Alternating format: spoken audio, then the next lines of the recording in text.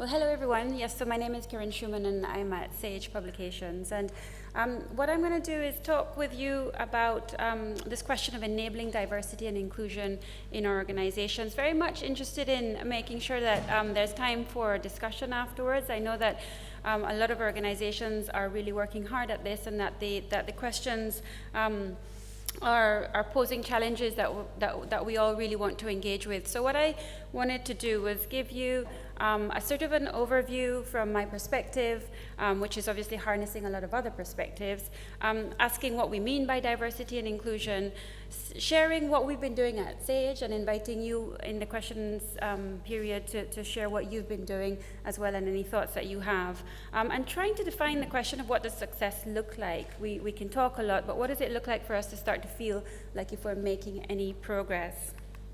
So one of the quotes that you might have come across before when people talk about what does it mean when you say diversity, what do you mean when you say inclusion?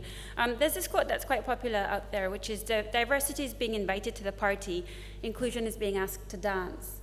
I think interestingly enough, there's some debate even about whether or not that's as useful as it could be, and instead thinking about the power dynamics when you imagine yourselves as teenagers in that dance hall and who came to ask you to dance. Perhaps you didn't feel that you were that much in control. So there is an argument that perhaps we should change that and instead say diversity is being invited to the party, inclusion is being part of the organizing committee, or at least part of choosing the music, or I would say feeling free to dance and not even needing to be asked, which, as somebody who moved from the Caribbean to England, I remember being very puzzled when I first came across the fact that people would dance by themselves, but I quite like that a lot now.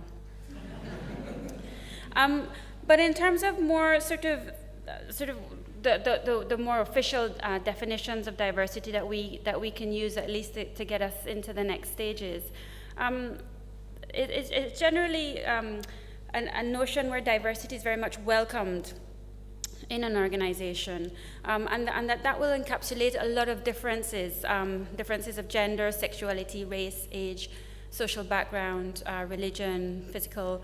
So that there's a lot to sort of capture and to be open to those.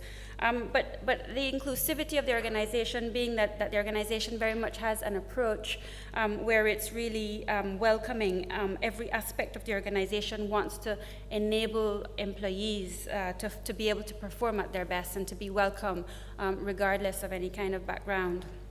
And so that's what inclusion is really talking about in terms of how organizations run themselves, if you like. I think it's interesting as well to sort of ask yourself, if you're sort of very engaged in this conversation, why choose to focus on diversity and inclusion? And there are arguably two particular positions you can take, or you can hold both of them perhaps. But on the one hand is the question of driving innovation and driving good performance and ultimately driving good sort of business outcomes, and that's a quite popular part of the discussion and engagement. I think McKinsey in particular have written a report called Diversity Matters, and that gets quoted quite a lot, where they talk about how diversity really drives innovation, it really drives improved performance because diverse teams are good at challenging each other, alternatives are explored more efficiently, solutions are adopted with greater confidence when you have a more diverse team that's working at the question or the challenge. But I think on the other hand, it's really valid to talk about the other approach, which is that it's the right thing to do from a social justice perspective. What kind of person do you want to be? What kind of organization do you want to be? You want to be one where you're a healthy organization where people want to work and where they feel that equity is valued within your organization, and it's not a business end, it's actually a natural right. So I just think it's useful to have those two. But the ones that in terms of the amount of material that's out there, if you need it, to really make the case about the positive impact of diversity within the organization, there is a plentiful amount of material, including the fact that it really enables you to be better at sourcing talent. Focus on women and ethnic minorities, for example, can increase your talent pool. If you're not really thinking about how to reach those people, then you've got less of a talent pool to reach. And the list goes on. I won't read it through.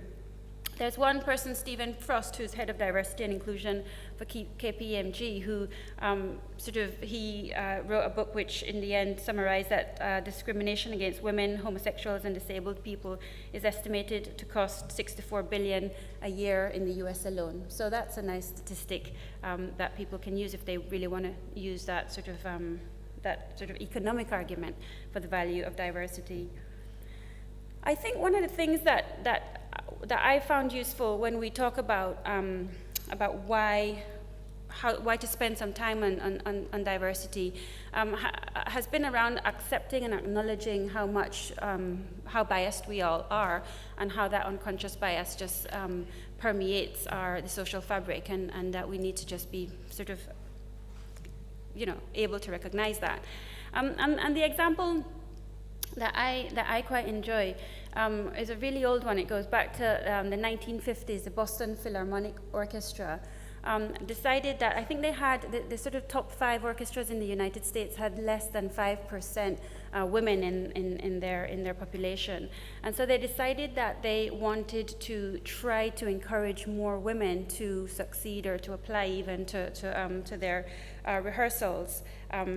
And so what they did was to their auditions, sorry, what they did was that they decided that they were going to audition behind a screen. And so they did that, and they found that actually they were getting a lot more women coming through and being successful and moving on to the next stage of the audition.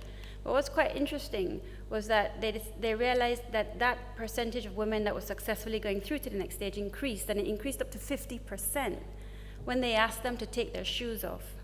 Because even though people were behind the blind, the people making the decision could hear the little clicky clack of women's shoes, and it was already having a sort of negative impact on them. So I just think that's a good example for me in terms of thinking about how bias, even no matter how hard you can try and counter it, it can still find ways of popping back up. Moving into the publishing context, some useful work has been being done in terms of the publishing context, and you'll have examples of your own. And I think the useful one to sort of bring up is the Publishers Association, which in 2017 pledged to undertake an industry-wide survey of the publishing workforce every year for the next 5 years, and to publish the results that they were finding on that. And what they found so far is that 49% of women are in senior roles, but only 41% are in executive roles. And so they made a 5-year target promise of the publishers committing to at least 50% of women in both senior leadership positions and executive level roles. And also recognizing that in the feedback that they got from the publishers that they surveyed, 13% of the population were members of Black, Asian, or Minority Ethnic Group, or BAME. And they've set their targets at 15% of that population. So looking to grow that population within publishing. So I'm going to turn to some practical sharing with you what we've been doing at Sage, and just going through some of the examples that we and the projects that we've been working on, and then hope to get some contributions from you as well. I think one of the first things was really acknowledging where we are and being really honest with ourselves about how far we feel that we have to go as well. I think it's really obvious that the gender pay gap has been quite a powerful lever for organizations to be able to use, where we could really look at what those statistics are telling us about the representation of of women and where they fit in the pay quartiles. And for us, from Sage's perspective, we weren't happy with our results, and we know that we have a lot of work to be able to do. We have, unusually, I think, 50-50 split in terms of our senior management group, but actually our population of women is something like 69%. So there's a good argument for saying that actually 50-50 is not good enough when you have 69% of women in the workforce. Why are you losing women as they move up into the upper quartiles of pay? The second thing that has been really important for us in terms of doing the work that we've been doing is really recognizing that we needed strong leadership that really supported, and I mean really supported, change. And so in terms of making sure that was happening, We have executive sponsors that really feel an ownership and feel accountable to the rest of the organization in terms of talking about where we've got to. And a task force made up of senior managers across the organization that have specific roles to play in terms of thinking and acting on improving SAGE's diversity. Things like a mission statement, an online portal where employees can go to and find podcasts or find articles or understand who's involved in questions. And making sure that it's talked about at our company meeting, that there's a slot for a conversation or an update on what's going on in terms of diversity and inclusion. And I think another area is just recognizing where there are some places that you really need to focus because you can't do everything, and so bringing it down into particular focus areas. And for us, the two that we've really recognized as being really worth spending time on the one hand, it is the representation of BAME within SAGE. And on the other hand, it's women in IT, and that's a big issue for us, where we have very few women within the IT group, and so that's something that we really want to work on making better. So to give you an example of some of the projects that we've been doing in terms of focusing in on the BAME area, this is an area which is much more of an issue for us in editorial, and I don't know if that will chime with you. I think if we look at the whole of SAGE organization, we see a range of good representation, but when it comes to editorial, we are really poorly lacking in terms of being able to show good representation of a diverse community. And so some of the things that we've done within this environment and within this department, we've taken on the task of ensuring that our CVs are anonymized, and so recruiting managers don't get to see the name, and in many cases even the educational establishment of that applicant, where they've come from. We've looked to really improve the recruitment processes and make sure that they're more equitable and more rigorous. Making sure that we're paying interns. We recognize that otherwise what we're doing is just enabling a sort of more wealthy population to be able to come into the organization. So getting rid of that and only having paying interns, and also trying to structure the internship so that it's more welcoming, and also that we can learn more from the interns about how we could be the kind of organization that they would want to stay in. Encouraging diverse talent has included working with organizations that are really good and really focused on this, including, for instance, Creative Access. And investing in training. We've recognized that that training has a real value. In particular, we have made sure that unconscious bias is a training session that all employees are invited to. We know that unconscious bias is not a fix-it. People will come out of an unconscious bias and feel a little bit more enlightened, and probably behavior might not change, but we at least want to go for that process of understanding and education, and then work on other areas of change. And so the other areas of change have been around training, have been around inclusivity, in terms of managing inclusivity well. So for senior managers to take that course. Mentorship, reverse mentorship. So that's where we're really making sure that we've got a process or a sort of the opportunity for people to choose to be mentored, but also talking about reverse mentorship, which is when the candidate is helping you to understand what it's like from their perspective, and what it is that the organization can do better to enable them to succeed more. And I think importantly, we need to continuously monitor. So we can't right now, or we don't right now, rather, capture all of the details of a person, and that certainly includes ethnicity. But what we do have is an annual survey where we invite all of our employees to tell us how they would self-categorize themselves, and we're using that right now as a way of understanding whether we're getting any better at this. Our employee rates tend to be around 82% in terms of response rates on the surveys, and so we feel that it's a reasonable representation of the population, and so we have been seeing some improvement over the last couple of years so far. So that's focusing in on the BAME area. The next sort of slide here is really sort of showing what success looks like, trying to understand what success looks like. And it's this notion of how it's a long journey, I guess. And on the one hand, level 1 being basic and level 5 being sustainable, where it's so much of the fabric of the organization that it's an inclusive and really positive place for everybody to work. I would say that SAGE is right now around level 2, level 3. We're at an early stage. There's a lot for us to go to and improve. We've engaged an organization called EDGE, which is responsible for global assessments and certification on gender, and getting them to really challenge us about what it is that we can do. And one of the things that they found with us was that we talked a good talk, but we hadn't got a lot of the policies that we thought that we were referring to really written up. And so there was a lot of employee sort of not necessarily being aware of what we felt constituted our commitment. And so there's a lot of learning that we've been doing as well in terms of what we could do better to make sure that we're communicating, but also finding ways of having an impact. I think the gender pay gap being an annual process is going to be good, because it will make all of us make sure that we're really looking at this regularly and really thinking about what we're doing.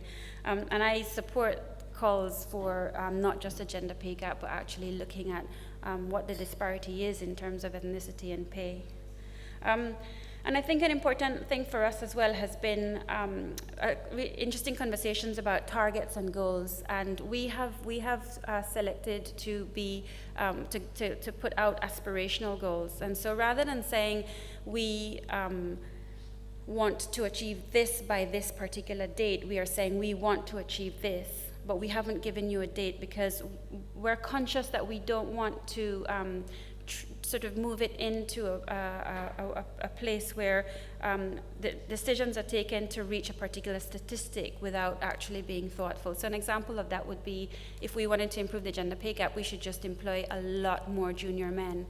In a publisher which is a highly female sort of oriented industry, it would be interesting to be having that conversation about, well, that would make it better, wouldn't it? Because if you just had, just employ men from now on, then our stats would balance out. So we're cautious about how statistics can be highly misused. That's not what we're after. We're after an organization that we really believe in, and that really has the right instincts for making people really sort of valued and be able to be valuable as well. I'm just going to sort of talk through a few more examples, and then I will stop, and hopefully we can have more of a conversation. These examples are the different target areas that we've agreed to work on, and there are 5 of them. The first one is parenting and flexible working. We really see that as a policy area that we need to spend time on and that we need to invest more in. And importantly, around parenting and flexible working, we want to recognize that paternity and maternity need to be equal. And so while we know that we can improve our maternity policy, and we intend to, after reviewing it recently and understanding and benchmarking it, we want to also be much better at offering stronger paternity. And while that won't necessarily help the women in our organization, it will help the men, and hopefully it will enable a more sort of societal shift of recognizing actually that there shouldn't be an assumption that it's only women that are responsible for childcare, which in a lot of headsets that is the case. Doing work around career progression, we did a lot of focus groups, and what was interesting was that the core feedback that we got from the focus groups was that the summer holidays are a nightmare. It's impossible for people with families to figure out how to be able to contribute at work when they have children that are out of school. And so trying to figure out whether there's something imaginative that we can do or innovative that we can do that really helps in terms of that was one of the suggestions around career that could help with career progression, just keeping the people with high childcare responsibilities feeling that they can come into work and contribute, and not sort of getting burnt out from the exhaustion of both of those areas. Women in IT, I've mentioned, that's a big one for us, and a tough nut to crack. And I think that a lot of the work that we're doing in the other areas we expect are going to have a positive influence on us trying to figure out how to get more women into IT. That's something that I'm fascinated to know if you're engaging with, and what suggestions and thoughts and what you're working on. It would be great if you were free to share those. I think for us, we feel that one key examples of what we are doing is reviewing our tech suppliers, having really good, strong conversations with those agents. And we had a day recently when we brought our agents, our sort of recruiting agents in to meet with us, and we talked to all of them about our agenda and our insistence that we want to have them supply us with more diverse slates for interviews and more diverse pool, and sort of trying to make it into more of a partnership. And we had some really good engagement actually on that question of making sure that we can come back and say, we're not seeing a diverse panel here, a diverse slate here, what's going on? And on our side, making sure that we as well are trying to have a diverse panel when it comes to the interviews of the candidates coming in.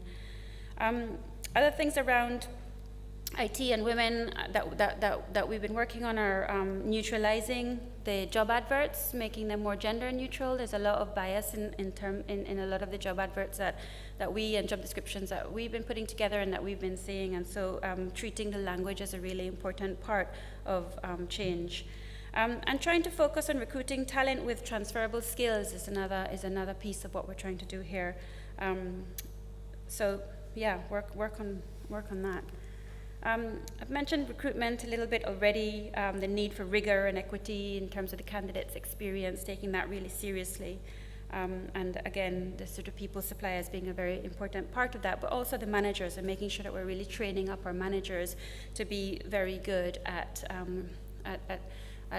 recognizing the need for diverse talent. And then finally, is, the communication piece, a really important part of doing this well, we think, and so ensuring that our employees really have a good, strong sense that this is something we take seriously, and getting them to be very engaged in helping us along. So those are some examples of our target areas, and that's some way to describe the work that Sage has been doing. But I am very interested in stopping talking and trying to learn from you as well. So if I could encourage some questions, that'd be great.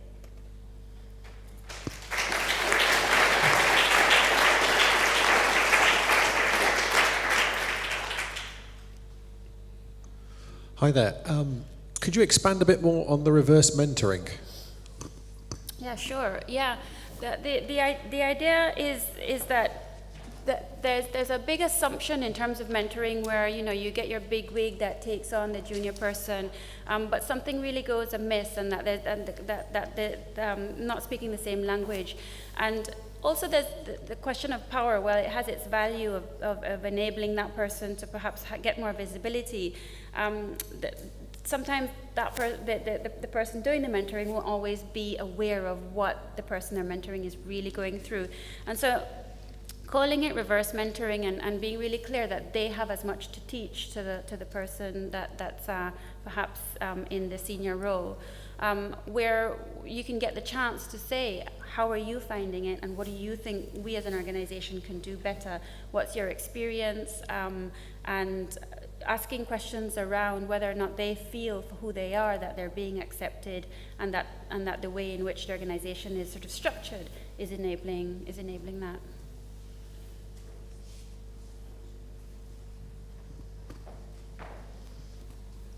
Thanks, Kiren. Really good to hear all the good work that you're doing at Sage at the moment. I wanted to ask a bit about you said job ads, there'd been some problem with gendered language in those. I'm assuming it wasn't just as simple as describing the candidate as he.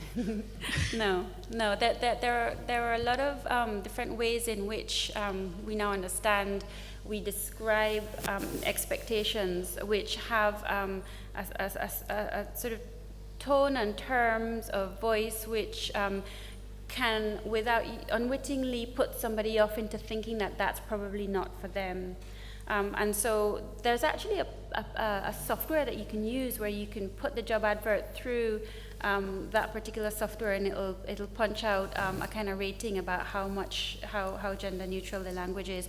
But no, absolutely not. I can't think of any examples off the top of my head, but ways in which it already makes the possible candidate feel ill-equipped. And I think in there's other things around recognizing that there are a lot of ways in which we make assumptions, and to use women as an example, women can make assumptions about whether or not they're right for the job, and it's trying to get away from that and instead really focus on competencies, and that makes it much easier. I think the example that I remember hearing was recruitment in the police force.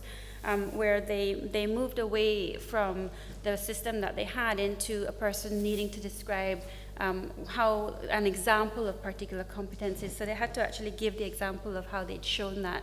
And the actual success rate of women over men within that particular police force recruitment policy really changed, because women actually could think of examples, and in some cases the men hadn't, but they had more of a bravado about how they went about explaining why they were relevant.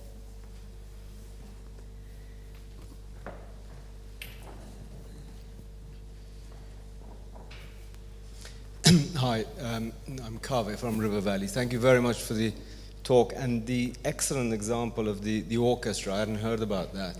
But it's painful to listen to that how many women have not been able to have that opportunity.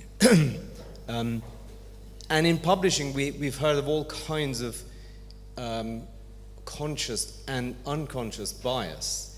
And I can't help thinking we need as much as possible to blind all aspects of publishing, from peer review to even asking someone for an interview, not knowing who they are, what gender, race, etc. And I think that blockchain might be able to help with this. Sorry, it's a there you go. There we Finally. go. So maybe there's a use for blockchain there. Great. Kiren, the anonymizing of CVs, do you do that for all levels and across all geographies? The anonymizing of CVs, no, sadly not yet. So I was explaining that in that case, that was very much focused on editorial, and the reason, besides the fact that within editorial we could see a dire need for change, was that it was a manual process, and the system that we had wasn't yet capable of being used across the whole organization. So there has been a project about making that change across all of the different departments, so that is ongoing, but we did kick it off just with the editorial department. And it's a good question about across all regions. I'm speaking from the London context. There's the US office, there's the India office, there's the Singapore office, and I can't right now speak certainly that they're on train for that, but I think that the London hub doing the work that it's doing is going to have an influence more widely. And the women in IT, you said that is a particular challenge. Why is that especially a challenge? The women in IT as a separate challenge is separate for the fact that if you look at the rest of the organization, we have a very strong cohort of women coming through across most of the departments, but in IT, it hasn't been the case at the moment. So we have really good people in IT that really take it seriously and that want to change it. And so their challenge is recruiting women into IT and figuring out what is it that's stopping them from being able to be successful. And as I say, there's talent in this room that may have other examples that they could speak to that I would love to hear. Yeah, I asked this because we work with a client in the US, not in publishing, and they have a very strong view about women in IT, and they believe that the pipeline thing is just an excuse, that if you really want to recruit women in IT, you can do it. And the way they have enabled that is they have allowed remote working, especially for women. They have enabled remote working. Remote working? Yeah. Yes. Yes. to make it more flexible for women to join the workforce, and especially those in IT.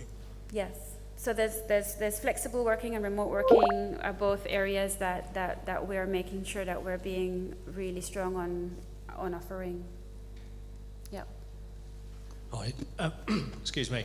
I was just wondering, in terms of engagement with technology teams around automation of some of the workflow processes, because to what extent engagement was happening to make sure, let's say, if there's machine learning happening on data that might be 4 or 5 years old, that whilst your organisation's mindset has moved on, actually these the automated systems are being trained on data that has kind of outmoded biases encoded in it, and you're training the machines to make decisions with bias built in. I was wondering if that's something you guys had started looking at yet.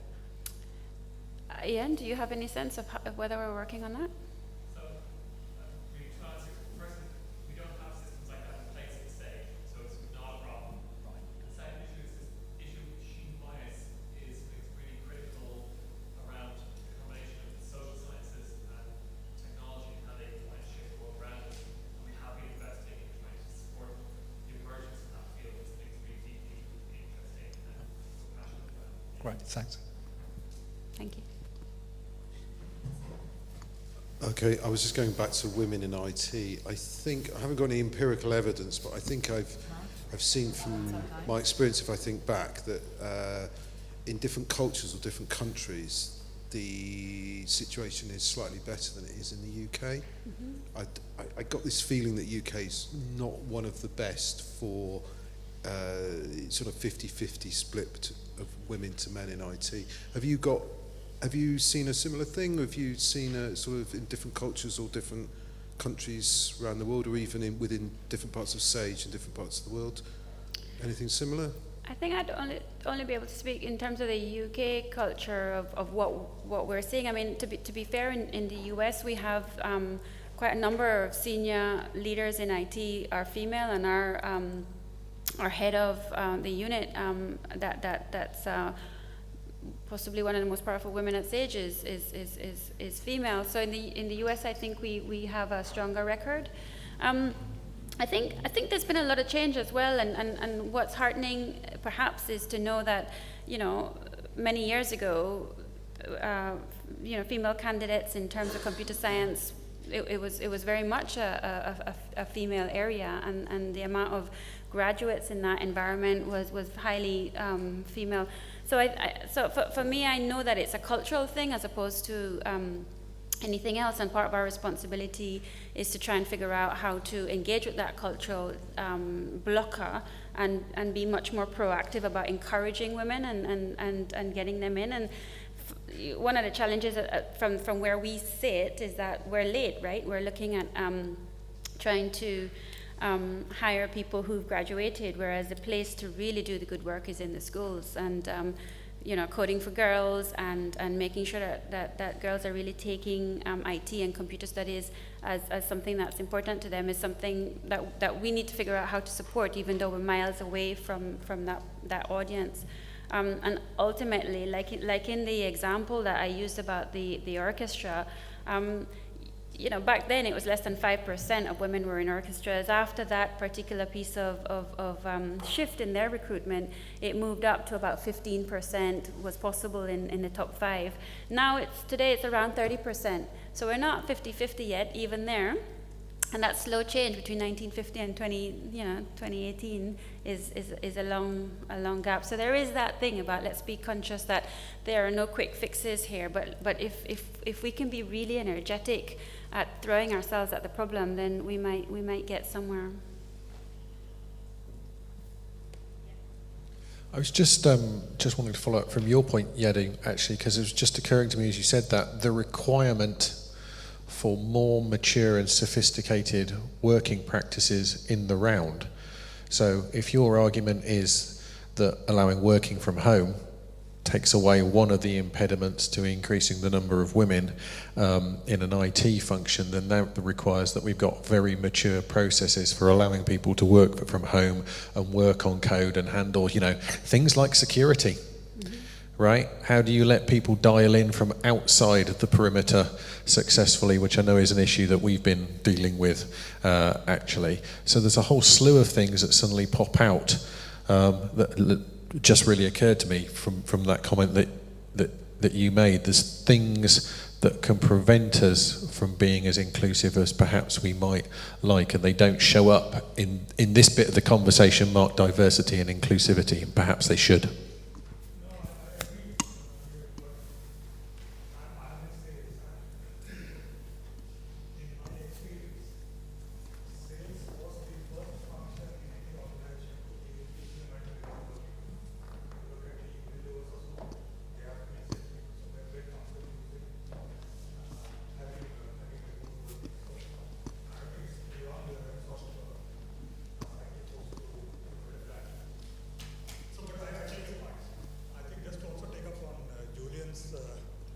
Julian's point about AI, and I think maybe Ian will answer this better.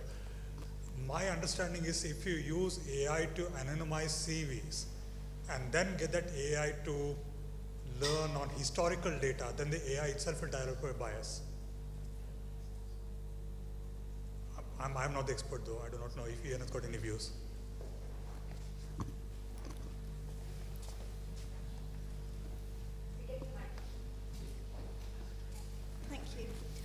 Hello, I've just got I don't know whether it's a question or a comment really, but I think this lends itself to the fact that, you know, I'm a woman in business, I have a family, it's still me that gets the phone call from the school if the children are ill. I think organisations can do a lot more to support men to be the ones to get the phone call when the children are ill, because quite frankly, you know, it still doesn't happen. So I think there's something to be said, as well as encouraging women, I think there's also something to be said for encouraging organisations, encouraging men to take that responsibility and be allowed to take that responsibility within the organisation. So not really a question, but maybe a comment. I totally, utterly agree with you, and we have been talking about that, and so I was saying that in terms of us looking at our policies, and if we want to be bold, what does bold look like?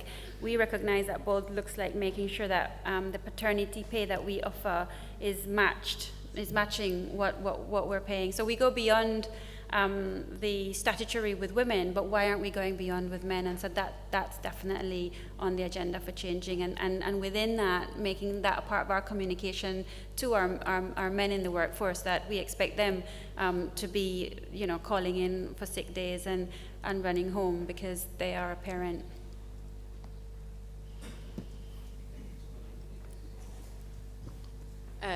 Just Stephanie Dawson from Science Open. Just a comment to this gendering of STM and IT jobs. An example of how that can really sort of backfire from Germany, countrywide project to get more girls into MINT professions. They call it Girls' Day, and they invite all girls to come and join on a certain day. They can go and work for half a day at Google, they can do a coding project, they can work at the astronomy lab, etc. And then at some point they thought, oh gosh, we have to like offer something Boys' Day as well. So there's a Boys' Day at the same time where boys can go and work in typical girls' jobs, which are in basically working in the kindergarten or in the as a nurse. And the response, I have a son and a daughter, and I just watched how they said, oh, I didn't know that these are boys' jobs. Oh, I didn't know that these were girls' jobs. So the result of that was that my daughter thought, oh, these are not for me. Yeah. These are absolutely jobs that I'm not going to be that interested in because these are all boys' jobs. And I thought this was a really interesting response. But in the summer, we were at the Kennedy Space Center, NASA recruiting efforts. Somebody was up there and he was surrounded by pictures of women doing jobs and other people, diverse people, and now my daughter thinks, oh, I want to work at NASA. So there's really, it's really important how you present that, and you think you have to do it really carefully, and not putting too much effort all the time on saying, oh, STM, we really have a problem. Everybody in STM is male. Everybody's in STM is male. I think this can kind of backfire. That's really helpful. Thank you.